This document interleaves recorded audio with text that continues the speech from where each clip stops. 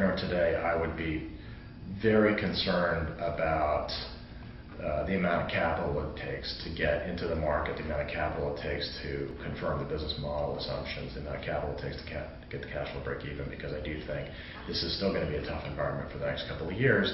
And I think lightweight business models are definitely, and going after markets that are going through an upswing are going to be much more appealing than ones that have more of a heavyweight feel to them and have more risk up front to run the experiment.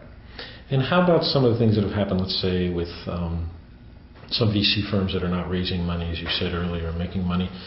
Things like the funded.com, which has sort of changed the balance of power, if you will. I mean, is it safe to say that entrepreneurs have a little bit more power at the table with VCs than they used to? Or is that... I think that entrepreneurs have had...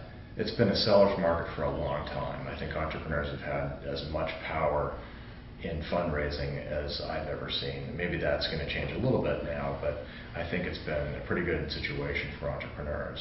There's been a tremendous amount of money available. There are a lot of investors looking for deals.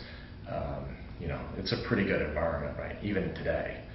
So I think if you're an entrepreneur, you still just got to focus on what you believe is the right thing to do and focus on product and satisfying customers, and I think the rest will take care of itself.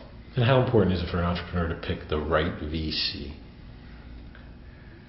Well, that's sort of like saying how important is it to pick the right VP of marketing or the right VP. It's very important. I mean, a bad investor-entrepreneur relationship is as costly as hiring a bad executive officer. It takes a long time to get rid of them, and the relationship can be very expensive if it doesn't go right.